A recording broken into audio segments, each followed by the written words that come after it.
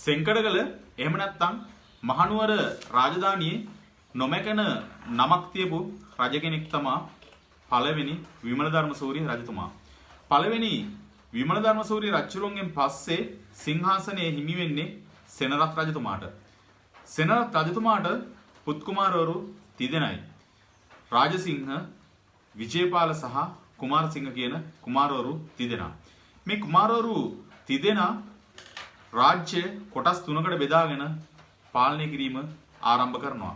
ඒ අනුව සෙන්කඩගල රාජධානිය රාජසිංහ කුමරුටත්, මාතලේ ප්‍රදේශය විජේපාල කුමරුටත්, ඌව ප්‍රදේශය කුමාරසිංහ කුමරුටත් ආදී ලෙසින් කොටස් බෙදා වෙන් කර ගන්නවා. රාජසිංහ රජු, දෙවනි රාජසිංහ රජු රාජාභිෂේකය සඳහා ඉන්දියානු බිසවක් මෙරටට කැඳවාගෙන එනවා.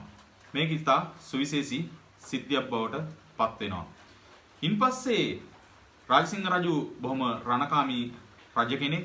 පසුව තමන්ගේ සහෝදරයන්ගේ පාලන ප්‍රදේශත් ඈඳාගෙන රාජ්‍ය කරගෙන යනවා. රාජසිංහ රජුගෙන් පසුව රාජ්‍යත්වයට පත් වෙන්නේ දෙවනි විමලධර්මසූරිය රජු. දෙවනි විමලධර්මසූරිය රජු තම පියාසේම ඉන්දියානු බිසවක් කැඳවාගෙන එනවා තමන්ගේ අගමේසී බවට පත් කරගන්න. දෙවනි විමලධර්මසූරිය රජුගෙන් පසු රාජ්‍යත්වයට පත්වන්නේ ඔහුගේ පුත් ශ්‍රී වීරපරාක්‍රම නරේන්ද්‍රසිංහ කුමරු.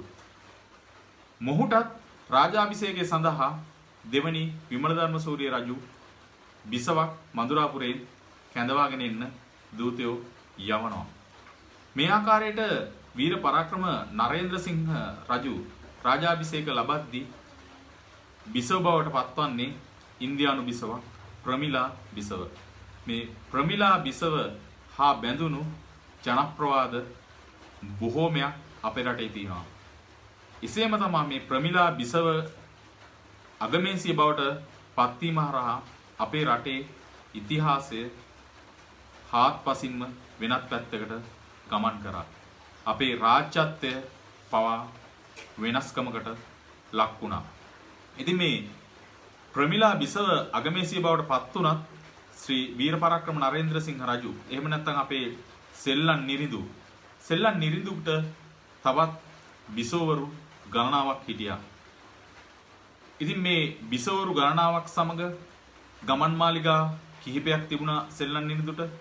ඒහා බැඳුණු ප්‍රවාද ගොඩයි. ඉතින් මේ ගමන් මාලිගාවල විවිධ බිසවවරු එක්ක සෙල්ලන් නිරිඳු තමන්ගේ කාලය ගත කරා. මේ කාලය ගත කරද්දී ප්‍රමිලා බිසව එක් පැත්තකින් හුදකලා වීමකුත් අපිට දකින්න පුළුවන්. මේ හුදකලා වීමත් සමග ප්‍රමිලා බිසව කවිත්වයට ඇලුම් කරනවා. රජමාලිගාවේ කවිත්වය පිළිබඳව ඉහළින් වැජමුණු කෙනෙක් හිටියා. ඒ කවරෙක්වත් නොව රජුගේ මහාධිකාරම දස්කොන් මහාධිකාරම. ඉතින් මේ දස්කොන්ගේ කවිත්වයට ප්‍රමිලා බිසව ඇලුම් කරනවා.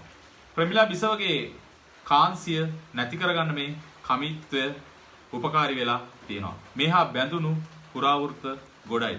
සෙල්ලන් නිරිඳු මේ විදිහට තමන්ගේ ජීවිතය ගත කරනවා. ප්‍රමිලා බිසව එක පැත්තකින් හුදකලා වෙනවා, කවිත්වයට යොමු වෙනවා.